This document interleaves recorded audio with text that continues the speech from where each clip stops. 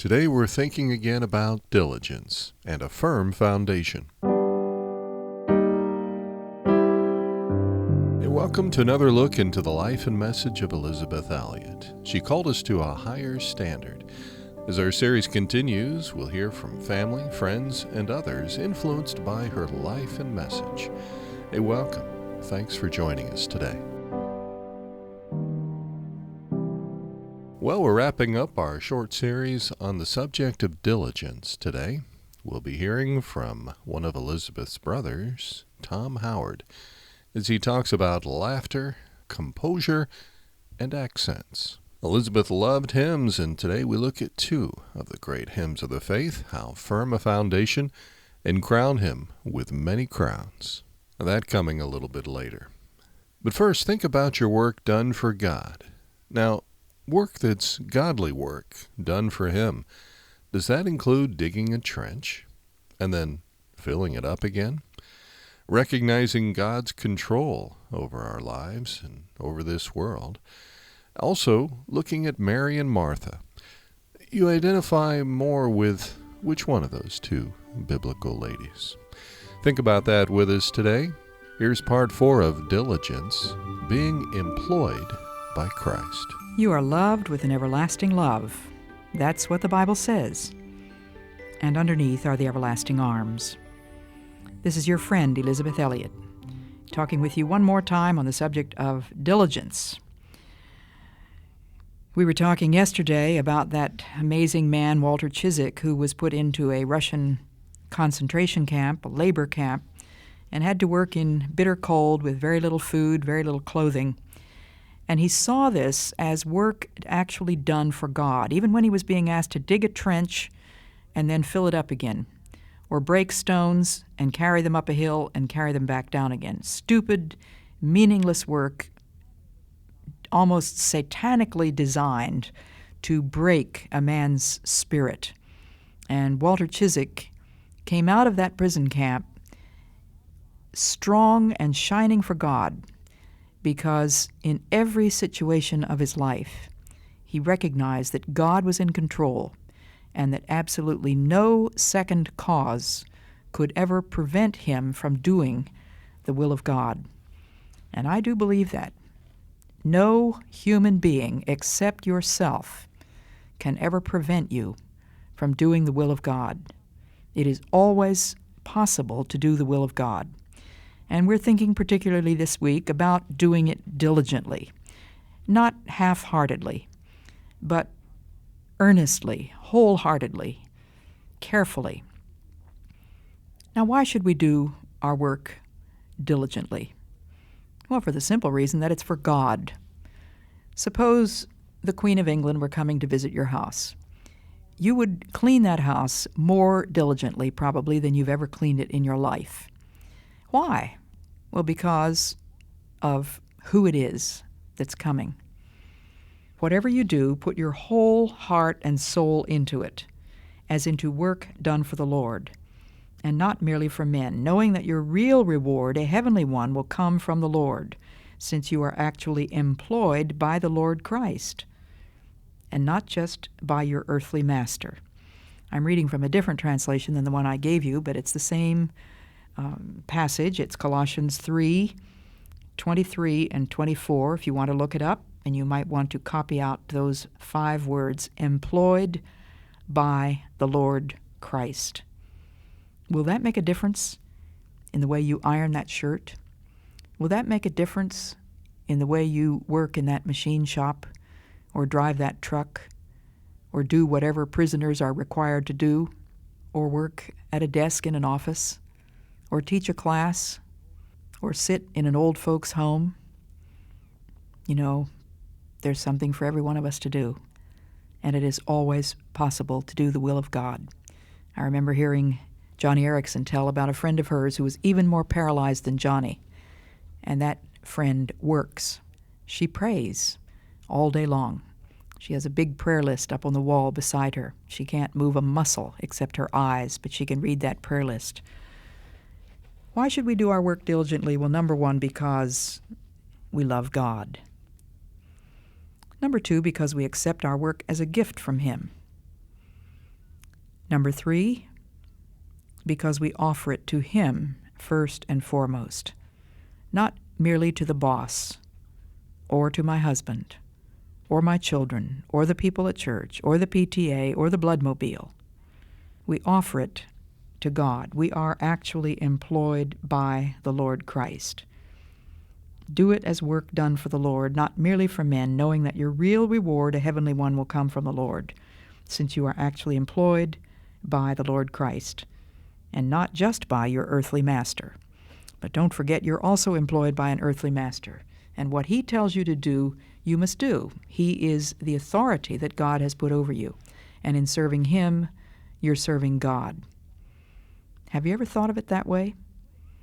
Have you thought of putting God in the place of that person for whom you work, and realizing that as you offer it to that person for money, you are offering it to God for love? Now, diligent doesn't mean frantic, or anxious, or hurried, or fanatical, or frenzied. You remember that beautiful story of Jesus going for supper at the home of Mary and Martha and Lazarus. Poor Martha. We all love Martha, and most of us women, I think, identify very easily with Martha, because she was toiling away out in the kitchen all by herself, and Mary, her sister, was sitting at Jesus' feet. And understandably, she got a little irritated with Mary because Mary didn't seem to be aware of the fact that there were things that needed to be done for this guest, and Jesus was not sending Mary away. Now, what was it Jesus chided Martha for? If she had been merely diligent, he would never have rebuked her. The problem was that she was not just diligent. She was full of care, frantic, troubled, not only about the meal, but about her sisters not doing what she thought of as her share. In modern parlance, we'd say she was stressed out. She was hassled, and therefore undoubtedly exhausted. Do you remember my talks on the yoke of Jesus? It's the way to find rest. Matthew 11:28. Jesus says, "Come to me, all you who are tired and overburdened, and I will give you rest." But this is what we have to do if we're going to receive his rest. He says, "Take my yoke upon you and learn of me, for I am gentle and humble in heart, and you will find rest for your souls." What do you think the yoke of Jesus is? That yoke that he asks us to take before we can find that rest. It must be the will of the Father. That's the yoke that Jesus himself bore. He's not laying a different yoke on you and me. He says, "Take my yoke upon you." The will of the Father. Do we try to meet all our obligations and occupations quietly and perform them with regularity, one after the other? Have you ever tried to do 2 or 3 jobs all at the same time? I know what it's like. You decide this is laundry day, so you run upstairs after breakfast, leaving the dishes, and while you went upstairs to get the laundry, you suddenly realize that there are a couple of beds that haven't been stripped yet. So you have to go in and you strip the beds and you take the laundry off them, and then you find that somebody has left some clothes on the floor that also need to go in the laundry basket. And finally, when you get the laundry basket all ready to go, then of course the telephone rings, and you're on the phone so long that you forget what you were going to do, and the next thing you find yourself cleaning the bathroom. Oh, but I meant to do the laundry. So then finally you go take the laundry downstairs, and when you take the laundry down, you remember that you'd forgotten to wash the dishes. And so it goes. You frantically go from one thing to the other without any real order or plan. God never gives us more than one thing to do at a time. If you try to do it all at once, you're in confusion, and you're going to overcharge your batteries. You're going to burn out. You're going to become depressed and angry and fearful. These 3 things do go together. Did you know that? I've noticed that. When people are depressed, almost invariably, they are angry. Angry at somebody, probably angry at God. And when you're depressed and angry, there's also another thing that goes along with that, and it's fear. Walter Ciszek, the man in the Russian concentration camp, saw his work as cooperation with God. Now, is this a scriptural concept? I want to try to show you that it is. In Exodus chapter 14, verses 16 and 17, we read, "The Lord said to Moses, 'Why are you crying out to me? Tell the Israelites to move on.'" Now, do you remember where the Israelites were? They were between the devil, as it were, and the deep blue sea, only it was the Egyptians and the deep red sea, in an impossible position. And God says to Moses, tell them to move on. But he also gave Moses something to do, to cooperate with him. "Raise your staff and stretch out your hand over the sea to divide the water so that the Israelites can go through the sea on dry ground. I will harden the hearts of the Egyptians so that they will go in after them, and I will gain glory through Pharaoh and all his army, through his chariots and his horsemen." And so you remember what happened. Moses cooperated with God by doing the apparently useless, futile thing. He raised his staff and stretched out his hand. Was that what divided the sea? Partly, yes. It was a man's cooperation with a miracle of God. Moses did the one thing he could do, and God did what Moses couldn't do. And that's the way it is with our work. And then God will do the part that we can't do. In the 10th chapter of Joshua, there's a very interesting story. The 5 kings of the Amorites were after the people of Israel. And Joshua marched up from Gilgal with his entire army, including all the best fighting men. And the Lord said to Joshua, "Do not be afraid of them. I have given them into your hand. Not one of them will be able to withstand you." And after an all-night march from Gilgal, Joshua took them by surprise. The Lord threw them into confusion. Israel pursued them along the road, and the Lord hurled hailstones down on them, and more of them died from the hailstones than were killed by the swords of the Israelites. And then Joshua says to the Lord in the presence of Israel, "O sun, stand still over Gibeon." And in verse 13 it says, "The sun stood still." It was Joshua's prayer that moved the hand of God to stop the sun. You and I are given the privilege of doing things for God's glory. There's a huge bonus in the process. It deepens our understanding of who He is and broadens our perspectives. The conclusion of our 4-part look at diligence being employed by Christ. Well, instead of 2 guests, we're just going to take an extended look at the life of Elizabeth with her brother, Dr. Tom Howard. This is back in 2015 at the memorial service at Gordon College. Dr. Tom Howard. A look at laughter, books, media attention, composure, and even accents. My sister Elizabeth, or as the family called her, Betty, was 8 years older than I, so that when she was a teenager, I was still a small boy. I point this out simply to emphasize an oddity, namely that she and I had an extraordinary relationship from the start. Somehow, even in the midst of the family hurly-burly, we were 6 children, which would arise amid the uproarious laughter that often marked the household. Somehow, no matter what was going on, Betty and I could always catch each other's eye in an exchange which said, "I know exactly what you are thinking and how you're feeling right now." This touches on something about Betty that her public perhaps never had the chance to see. The thousands of people who became aware of her when her husband, Jim Elliot, was killed in Ecuador, and then, as the years went by, those who were affected by her writings and speeches, these people might see her as a sort of heroic, almost Olympian figure. And that is not entirely a wrong impression. She was all of that, certainly. I think our parents were always a bit awed by her, even before she became well known. But she had an extraordinary capacity for laughter.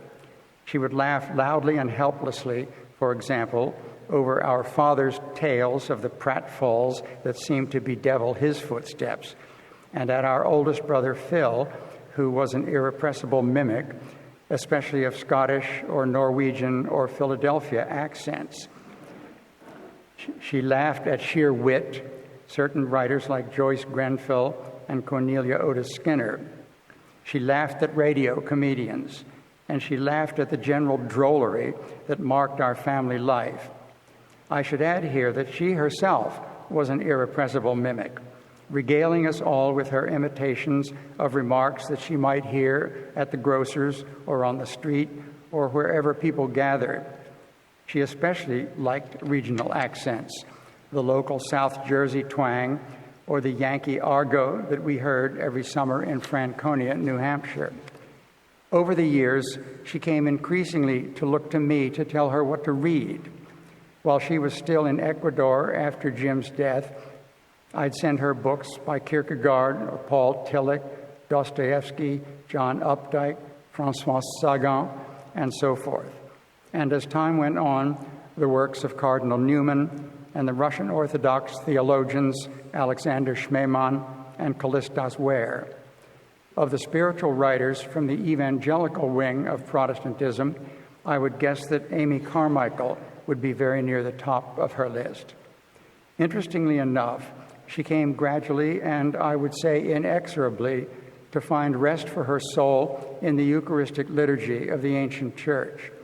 I think that perhaps our Father's manifest love for what he called the great hymns of the church had instilled in her, as in me, an appreciation of the dignity, weight, and majesty of forms of worship that have been hallowed by long usage. In 1956, she became the focus of attention in the media. Life and Time magazines had articles about her and followed her entry with her small daughter Valerie into the Auca tribe in 1958. She was, in this connection, flown to New York and found herself swept into that world of news and publishing. She found that world vastly intriguing and, in some sense, sympathetic. The non-religious publishers and photographers found themselves bemused by this woman, straight from the jungle and the world of Christian missions, so manifestly civilized and at ease among them. Her aplomb pleased and I think startled them somewhat. She knew how to hold her fork. One of the brothers of Elizabeth, that was Dr. Tom Howard. Well, how about looking at a couple well-known Christian hymns with us today?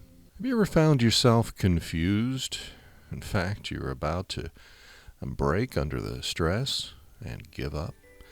Think about Elizabeth during the time when Jim was missing. She eventually found out he had been killed. What was the verse that brought her comfort? You are loved with an everlasting love. That's what the Bible says. And underneath are the everlasting arms.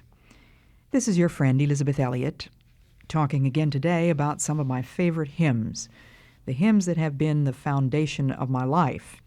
And one of today's two hymns is How Firm a Foundation. I can remember my brother Dave Howard singing that when he was a little boy, about 3 years old. My father used to sing with us and to us, and as my father would be working around the house on a Saturday, he would often be singing. And I can see my little brother Dave tagging around after him like a little puppy dog, learning these words, which we often sang in family prayers. How firm a foundation, ye saints of the Lord, is laid for your faith in his excellent word. What more can he say than to you he has said? To you who for refuge to Jesus have fled. There may be someone listening to me today feeling as though the bottom has really dropped out this time. Feeling at loose ends, somebody confused, perhaps a man pressured to the breaking point.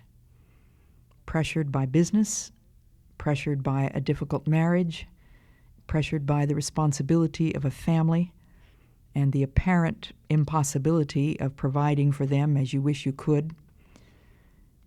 What do we do in a time like this? Do you feel as though your faith is just about to disintegrate? Is your mind filled with unanswered questions?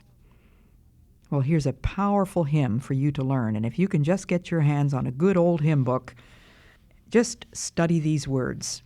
The second stanza, which I sang as a little child and didn't have the slightest idea what it meant, became tremendously powerful and meaningful in my life when my husband Jim Elliot went into the tribe of Indians called Aucas, and a few days later I received word on the radio that he was missing. The words that God brought to my mind were from Isaiah 43:2. When thou passest through the waters, I will be with thee, and through the rivers they shall not overflow thee. Now I'm sure that those words in Isaiah are the source of the second or the third stanza of this hymn, How Firm a Foundation. When through the deep waters I call thee to go, the rivers of sorrow shall not overflow. For I will be with thee, thy troubles to bless, and sanctify to thee thy deepest distress. And, dear friends, it doesn't matter how deep the water may be to which he calls you. The rivers of sorrow shall not overflow. We often feel as though they're about to, but they will not be too great. Why? Because he says, I will be with thee, thy troubles to bless. Does that sound crazy? God can bless your troubles.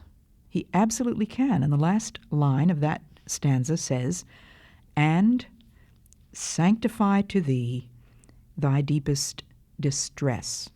Sanctify thy distress. God has done that for me. In my darkest hours, my deepest waters, my hottest fires, God has been there. God has gone with me. God has been true to his promise. He is with us. He has promised never, never, never, never, never to forsake us. And there really are 5 negatives in the Greek of that verse in Hebrews. The fourth stanza. When through fiery trials thy pathway shall lie, my grace, all sufficient, shall be thy supply. The flame shall not hurt thee.